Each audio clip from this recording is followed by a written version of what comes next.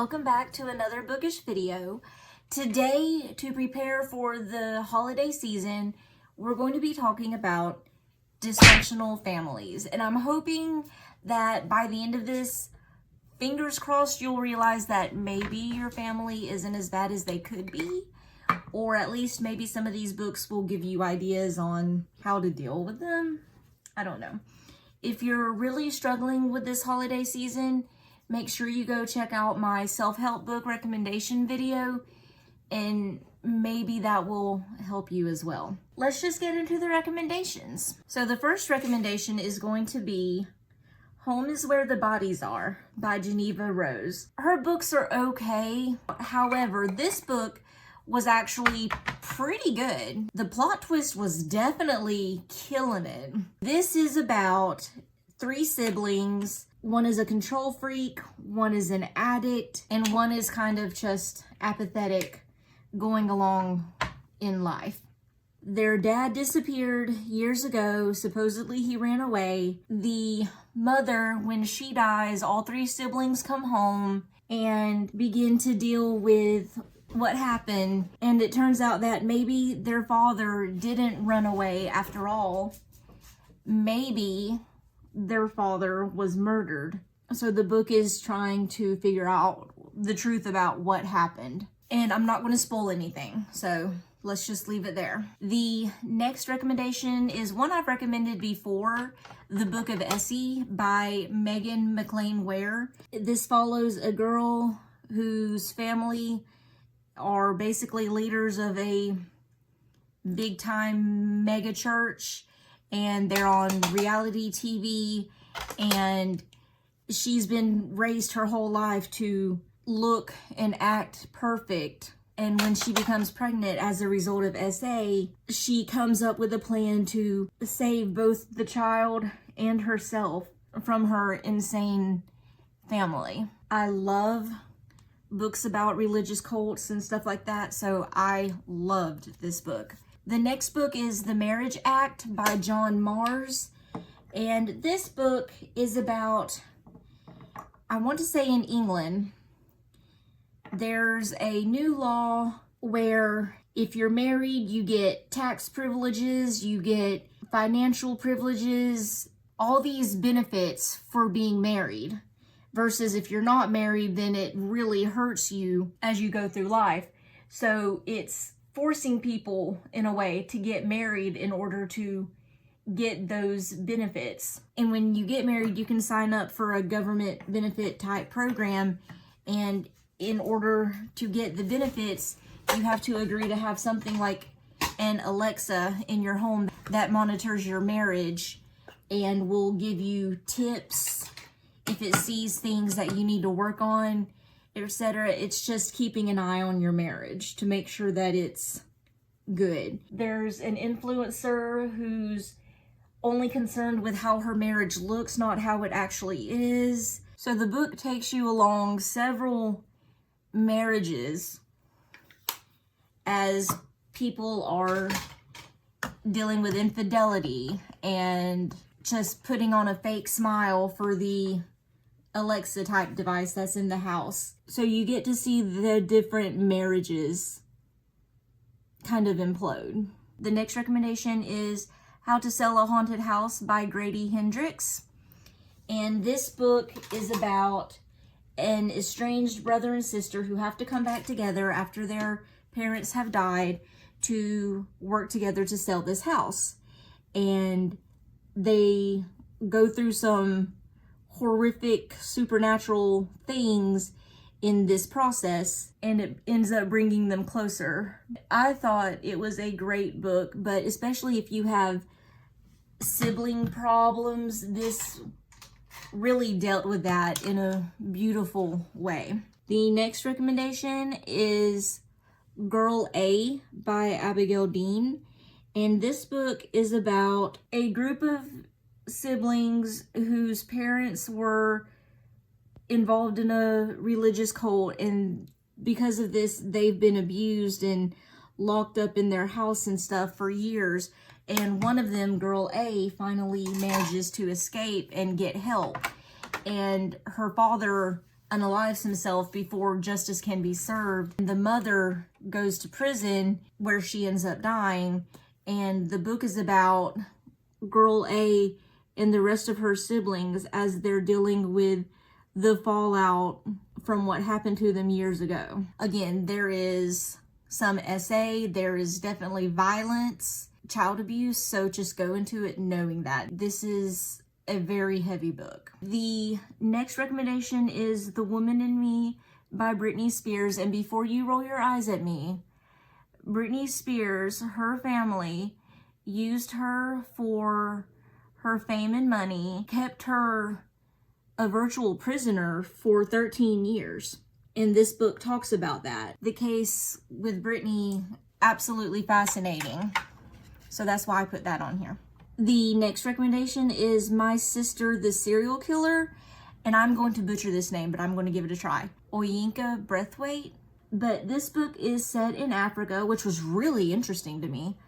And it's about a girl whose sister has a history of unaliving the men that she dates. The sister ends up having to help her and clean up her messes, so she continues to get away with it. And then the one man that the sister has a crush on, the serial killer sister, decides that she likes him too, and so her sister is trying to figure out a way to save him without telling him about her sister. And again, it's set in Africa, which was so interesting to me. I don't think I've ever read another book that was set in Africa. The next recommendation is This Is Where We Talk Things Out by Caitlin Marceau. I hope that I'm saying it right. But this book is about an estranged mother and daughter who decide to get together in a secluded cabin over winter. It turns out that the mother has planned to kidnap the daughter of sorts and force her back into having a relationship with her. It is a traumatic book, and if you have mother issues, this might be kind of triggering for you, but I thought it was an excellent horror book. It was so creepy. The next recommendation is I'm Glad My Mom Died by Jennette McCurdy. And if you have not read this book, you need to read this book. The title is awful and it makes her sound like such a bad person. But once you read it, you understand her mom basically forced her into child acting, forced her to live the life that she wanted to have as a kid. She forced her to become anorexic and worry about weight at like 7 or 8 years old because she was too big to get the roles that she wanted. It's horrible. Again, if you have mother issues, this is another one that you should check out. And again, this is a true story. There is some emotional abuse. There is some eating disorders. So just go into it knowing that. Okay, sorry about the angle change. My phone ran out of storage and I had to fix it. The next recommendation is If You Tell by Greg Olson. This book is a true story, nonfiction, about a mother who uses her children to hide and cover up her unaliving of her friends and one of her children too, I believe. The things that the mother subjected her children to are just absolutely outrageous and disgusting. Like, no human being would want to subject their child to that. So, and she did it not once, but like 3 times. She forced them to carry the burden of the knowledge that she had committed murder. The next recommendation is My Mother, Munchausen's, and Me by Helen Naylor. And this book is another nonfiction about a daughter who grows up with her mother having Munchausen syndrome, where she lies and pretends to be sick or physically makes herself sick in order to go to the hospital or go to doctors and get attention that she's wanting and craving. The girl's father was actually sick. I want to say he had like severe diabetes or something. The mother claimed to have fibromyalgia when she really didn't. And every time somebody was giving the father attention or care, she would suddenly have a flare-up of this mysterious illness.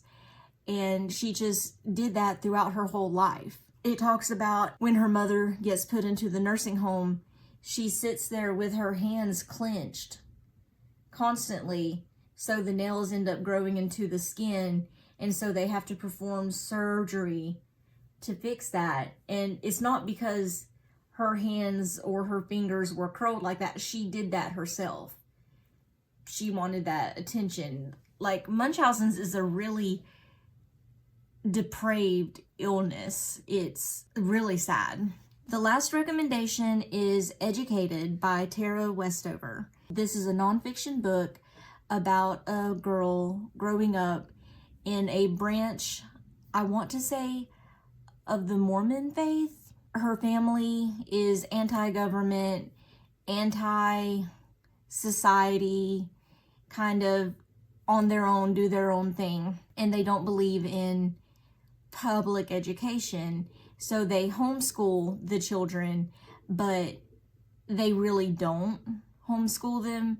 They are kind of left to their own devices, whether it be cleaning the house, because that's the most important skill for a girl to learn, or the boys go help their father in his construction company, and one of them ends up severely injured and disabled. This book talks about how, despite the way she was raised and her parents' absolute hatred of organized anything, she put herself through college and got herself educated. And it's a really moving book about no matter where you come from, where you go is up to you.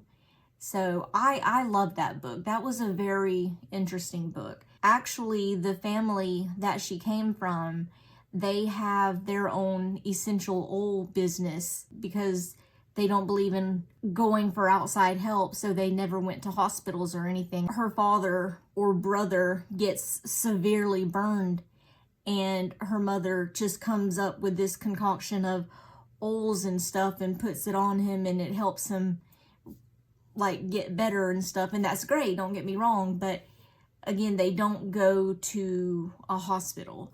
So anyway, her family have their own essential oil business where it's focused on self-healing and natural medicine and things like that. This is the final look. Thanks for watching this video. I'm hoping that this will help you to see that maybe your family isn't as bad as they could be. Maybe they're just annoying. Maybe they're just kind of pushy or only interested in themselves. Maybe they're not actually abusive. And you know, if they are, maybe these books will give you the courage to make some boundaries and to protect yourself. You don't have to answer the phone when they call. Or if you do answer the phone, you have the right to hang up during that conversation. When they start to cross your boundaries or become emotionally and verbally abusive, you don't have to sit there and take it. You can choose to get off the phone. Maybe these books will give you the strength to set your boundaries, and I hope that it'll help you this holiday season. Again, I know this can be such a hard time between the family and the money and the stress and all the events that we have to go to. I get it. I'm hoping that this video will help you learn that your family isn't so bad, or learn how to set boundaries and protect yourself. So thanks for watching. Make sure you like, comment, and subscribe, and I'll see you in the next one. Bye, guys.